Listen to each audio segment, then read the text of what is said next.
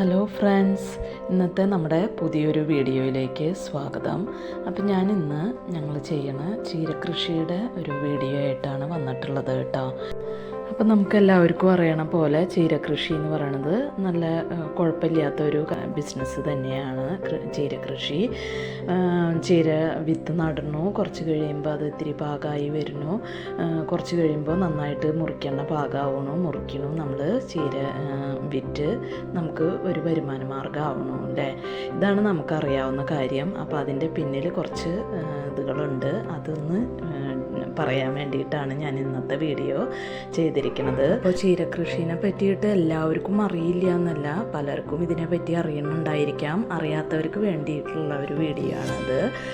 അപ്പോൾ നമ്മൾ ആദ്യമായിട്ട് വിത്ത് നടുമ്പോൾ അതിന് മുമ്പ് നമുക്ക് മണ്ണ് ഒന്ന് ട്രീറ്റ് ചെയ്യണം. മണ്ണ് നമ്മൾ ഡോളോമേറ്റ്, കുമ്മായോ അല്ലെങ്കിൽ ഡോളോമേറ്റോ ഇട്ട് നമ്മൾ മണ്ണൊന്ന് ട്രീറ്റ് ചെയ്ത് ഒരു 15 ദിവസം കുറഞ്ഞത് വെച്ചിട്ടുണ്ടായിരിക്കണം. അതിന് ശേഷമാണ് നമ്മൾ വിത്ത് പാവണത്. അപ്പോൾ മണ്ണ് ട്രീറ്റ് ചെയ്യലൊന്നും ആദ്യം ഉണ്ടായിരുന്നില്ല, പക്ഷേ ഇപ്പോൾ പല രോഗങ്ങളും ഒക്കെ കാരണം ഇപ്പോൾ മണ്ണ് ട്രീറ്റ് ചെയ്തിട്ടൊക്കെയാണ് ചീരകൃഷി ആയാലും ഏത് കൃഷിയിലായാലും ചെയ്യണത്. അപ്പോൾ നമ്മൾ 15 ദിവസം മുമ്പ്, നമ്മൾ വിത്ത് നടന്നിട്ടും 15 ദിവസം മുമ്പ് മണ്ണ് നന്നായിട്ട് കൊത്തിക്കളച്ച് മണ്ണൊന്ന് നന്നായിട്ട് മിക്സ് ചെയ്തെടുത്ത് അതിൽ കുമ്മായം, ഞങ്ങൾ ഡോളോമേറ്റാണ് ഇടണത്. ഡോളോമേറ്റ് ഇട്ടിട്ട് അവിടെ ഒരു 15 ദിവസം വയ്ക്കും. അതിന് ശേഷമാണ് നമ്മൾ ചാണകപ്പൊടിയോ അല്ലെങ്കിൽ കോഴിവളമോ ഒക്കെ ഇട്ട് മിക്സ് ആക്കണത്. അപ്പോൾ കോഴിവളമാണ് ഞാൻ ഫസ്റ്റ് ഇട്ട് കൊടുക്കണത്. കോഴിവളം ഇട്ട് നന്നായിട്ട് മിക്സാക്കി എടുക്കും. അതിന് ശേഷമാണ് നമ്മളൊരു 4 ദിവസം കഴിയുമ്പോൾ ചീരയുടെ വിത്ത് പാവണത് കേട്ടോ. ഇപ്പം നിങ്ങൾ കാണുന്ന വീഡിയോ മണ്ണ് ട്രീറ്റ് ചെയ്ത് 15 ദിവസം ഡോളോമേറ്റ് ഇട്ട് ട്രീറ്റ് ചെയ്തിട്ട് 4 ദിവസം കോഴിവെള്ളം ഇട്ട് മിക്സ് ചെയ്തിട്ടുള്ള മണ്ണിലേക്ക് വിത്ത് പാവി വിത്ത് നനച്ച് കൊടുക്കുകയാണ്. അങ്ങനെ വിത്ത് 2 നേരമോ അല്ലെങ്കിൽ ഒരു നേരമെങ്കിലും കുറഞ്ഞത് നനയ്ക്കണം. അങ്ങനെ നനച്ച് കൊടുത്ത് നമ്മുടെ വിത്തൊക്കെ ഇപ്പോൾ മുളച്ച് വന്നിട്ടുണ്ട്.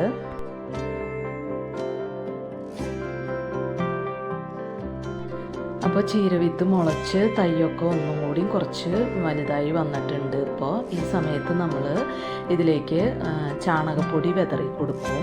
അപ്പോൾ എല്ലാവരും ഇതേപോലെ ആയിരിക്കില്ലേ ചെയ്യണത്. ഞങ്ങൾ ചെയ്യണ ഒരു രീതിയാണ് കേട്ടോ പറയണത്. ഇതിൽ ചിലപ്പോൾ വ്യത്യാസങ്ങളുണ്ടായിരിക്കാം, ഇത് നമ്മൾ ചെയ്യണത് ശരിയല്ലായിരിക്കാം, പക്ഷെ ഞങ്ങൾ ചെയ്യണ ചീരകൃഷിയാണിത്. അപ്പോൾ നമ്മളിത് ചാണകപ്പൊടി വിതറി കൊടുക്കും. തൈ ഈ ഒരു പരുവാകുമ്പോൾ ചാണകപ്പൊടി വിതറി കൊടുക്കും. അത് കഴിഞ്ഞിട്ട് നമ്മൾ നനയ്ക്കും. എന്നും നന വേണം, 2 നേരമെങ്കിലും നന വേണം, കുറഞ്ഞത് ഒരു നേരമെങ്കിലും നനച്ച് കൊടുക്കും. അപ്പോൾ ഈ സമയത്ത് നമ്മുടെ ചീരയുടെ ഇടയിലൊക്കെ നിറയെ പുല്ലുകൾ വന്നിട്ടുണ്ടാവും. അപ്പോൾ നമ്മൾ ആ പുല്ലൊക്കെ കളഞ്ഞു കൊടുക്കണം, അല്ലെങ്കിൽ നമ്മുടെ വളം മുഴുവൻ പുല്ലാണ് വലിച്ചു കൊണ്ട് പോവുക. അപ്പോൾ ആ പുല്ലൊക്കെ വൃത്തിയാക്കി എടുക്കണം. അതിന് ശേഷം തൈയൊന്ന് വലുതായി വരുമ്പോൾ നമ്മളിതൊന്ന് പറിച്ച് മാറ്റി വയ്ക്കും. അപ്പോൾ ഇങ്ങനെ തിക്കായിട്ട് ഇരിക്കുമ്പോൾ നമുക്ക് അധികം മുറിക്കാനായിട്ട് കിട്ടിയെന്ന് വരില്ല. അപ്പോൾ നല്ലോണം മുറിക്കാൻ കിട്ടണമെന്നുണ്ടെങ്കിൽ, പിന്നാലെ മുറിക്കാൻ കിട്ടണമെന്നുണ്ടെങ്കിൽ നമ്മൾ ഇത് വേറെ സ്ഥലത്തേക്ക് ഒന്ന് മാറ്റി നട്ട് കൊടുക്കണം. അപ്പോൾ നമ്മൾ ചീരത്തൈകൾ പറിച്ച് മാറ്റി വെച്ചിട്ടുള്ളതാണ്. അതിൻ്റെ ഇലയെ കുറച്ച് നുള്ളി, മുകളിൽ നിന്ന് കുറച്ച് ഇലയൊക്കെ നുള്ളിയിട്ട് ഇതേപോലെയാണ് ഞങ്ങൾ വെക്കണത്. ചിലർ ചെറിയ തൈയിൽ തന്നെ വെക്കണ കണ്ടിട്ടുണ്ട്, ഇല നുള്ളി കളയാണ്ട്. ഞങ്ങൾ ഇതേപോലെ ഇല നുള്ളിയിട്ട് ഇതേപോലെ വെച്ച് കൊടുക്കും. അപ്പോൾ 2-3 ദിവസത്തേക്ക് ഇതിങ്ങനെ വാടി നിൽക്കും. നമ്മൾ ചീരയൊക്കെ പോയി എന്ന് തോന്നും, പക്ഷേ നമ്മൾ അത് 3 ദിവസം കഴിയുമ്പോൾ ഇത് നന്നായിട്ട് പൊന്തി വരും. 2-ാം ദിവസമൊക്കെ നമ്മൾ നട്ട് പിറ്റേ ദിവസമൊക്കെ ഇതൊക്കെ കുഴഞ്ഞ് കിടക്കുന്നുണ്ടാവും. അപ്പോൾ ഈ ഇല എന്നുള്ളത് ആ ചെടിക്ക്, ആ ചീരത്തൈന് വെയിറ്റ് താങ്ങാണ്ട് ഇത് മണ്ണിലേക്ക് വീണ് കിടക്കുമ്പോൾ പിന്നെ പൊന്തി വരാനായിട്ട് കുറച്ച് പ്രയാസം ഉണ്ടാവും. അപ്പോൾ അതിനാണ് നമ്മൾ ഇല നുള്ളി ഇതേപോലെ വെച്ച് കൊടുക്കുന്നത്. ഇതേപോലെ ചീര നട്ടിട്ടുള്ള സ്ഥലത്ത് നിന്ന് നമ്മൾ ഇതേപോലെ മാറ്റി വയ്ക്കുകയാണ് ചെയ്യണത്. അപ്പോൾ അതിന് ശേഷം ആ തൈ പിടിച്ച് വരുമ്പോൾ നമ്മൾ വീണ്ടും ചാണകപ്പൊടി ഇട്ട് കൊടുക്കും. അപ്പോൾ ഈ പ്രോസസ്സ് ഇങ്ങനെ നടന്നുകൊണ്ടേ ഇരിക്കും കേട്ടോ. ഈ ചാണകപ്പൊടി ഇടൽ ഇങ്ങനെ ഇടയ്ക്കിടയ്ക്കായിട്ട് ചാണകപ്പൊടി ഇട്ടുകൊണ്ടിരിക്കും. അപ്പോഴാണ് നമുക്ക് അതിൽ നിന്ന് നന്നായിട്ട് മുറിക്കാനൊക്കെ കിട്ടുകയുള്ളൂ. പിന്നെ ചാണകപ്പൊടി മാത്രം ഇട്ട് കൊടുക്കുക. ആദ്യം കോഴിവളം ഇട്ട് വെച്ച് കഴിഞ്ഞാൽ പിന്നെ ചാണകപ്പൊടിയാണ് ഇട്ട് കൊടുക്കണത്. അപ്പോൾ അങ്ങനെ നമ്മുടെ തൈയൊക്കെ നല്ല ഉഷാറായി മുറിക്കേണ്ട ഒരു പരുവാവും. അങ്ങനെ ചീര മുറിക്കേണ്ട ഒരു പ്രായമാവുമ്പോൾ നമ്മൾ ചീരയുടെ തല മുറിച്ച് അത് കെട്ടാക്കിയിട്ടാണ് നമ്മൾ ചീര വിൽക്കണത്. അപ്പോൾ ഇത് ഞാൻ ചെറുതാക്കി ഒന്ന് പറഞ്ഞു മാത്രം. ഇതിൽ ഒരുപാട് എഫേർട്ട് എടുത്തിട്ടാണ് എല്ലാവരും ഇതേപോലെ. ഇത് ചീര കൃഷി എന്നല്ല കേട്ടോ, അത് എല്ലാ കൃഷിക്കും അതിൻ്റേതായ എഫേർട്ടുകളുണ്ട്.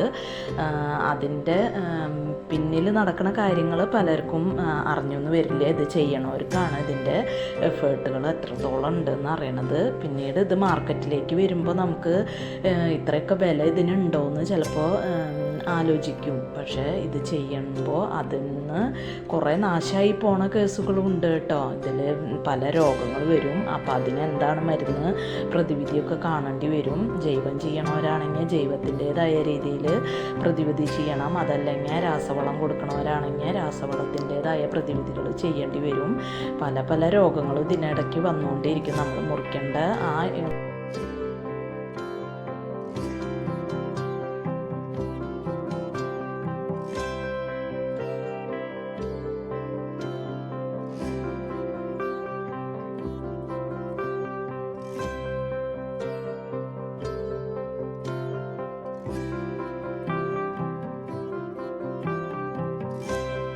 കഴിഞ്ഞ പ്രാവശ്യം നമ്മൾ പാടത്ത് ചാലുകളിലാണ് ചീര നട്ടിരുന്നത്. അപ്പോൾ വലിയ കുഴപ്പമൊന്നും തോന്നിയിട്ടില്ല. ചെറുതായിട്ട് ഇലയുടെ അടിയിൽ പൗഡർ മിൽഡ്യൂ എന്ന് പറയുന്ന ഒരു രോഗത്തിൻ്റെ ചെറിയൊരു ഇതുണ്ടായിരുന്നു. നമ്മളതിന് വേണ്ടി മരുന്നുകളൊന്നും പ്രത്യേകിച്ച് അടിച്ചിട്ടൊന്നും ഉണ്ടായിരുന്നില്ല. അപ്പോൾ ഇപ്രാവശ്യം പക്ഷേ ഈ ചാലുകളൊക്കെ മൂടിയിട്ടാണ് നമ്മൾ ചീരകൃഷി ചെയ്തേക്കണത്. പക്ഷെ അതിൻ്റേതായ കുറച്ച് ബുദ്ധിമുട്ടുണ്ട്. കാരണം ഇപ്രാവശ്യത്തെ വെയിൽ അറിയാലോ, നല്ല വെയിലാണ്. തൈ മുളച്ച് വരാൻ തന്നെ ഒരുപാട് സമയമെടുത്തു. പിന്നെ അതുപോലെ തന്നെ ചൂട് കൂടുതലാണ്. അതിൻ്റേതായ ബുദ്ധിമുട്ടുകളുണ്ട് ചെടി വളർന്നു വരാനൊക്കെ ആയിട്ട്. അപ്പം ഞാൻ ഇപ്രാവശ്യത്തെ ചീരകൃഷിയുടെ വീഡിയോ ഇതിൽ ഉൾപ്പെടുത്തിയിട്ടില്ല. ഇതിന് ഇപ്പോൾ കുറച്ച് ലെങ്തി ആയിട്ടുള്ള വീഡിയോ ആയിട്ടുണ്ട്. അപ്പോൾ കഴിഞ്ഞ പ്രാവശ്യം നമുക്ക് ചീരകൃഷി വലിയ കുഴപ്പമില്ലാണ്ടൊക്കെ നമുക്ക് ചെയ്യാനായിട്ട് പറ്റിയിട്ടുണ്ട്. ഇപ്രാവശ്യം അതുപോലെ തന്നെ ദൈവം സഹായിക്കുമെന്ന് വിചാരിക്കുന്നു.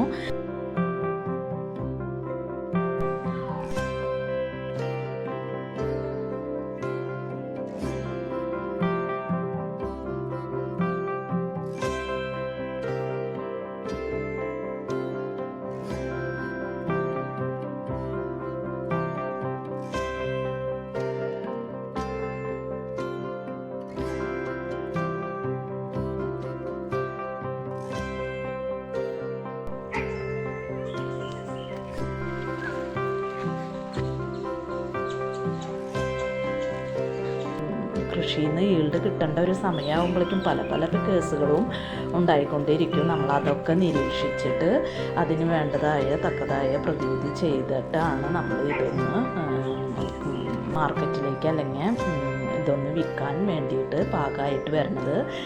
അങ്ങനെയാണ് നമ്മുടെ ഇപ്പോൾ ചീരകൃഷി നമ്മൾ മുറിച്ച് വിൽക്കാനായിട്ടുണ്ട്.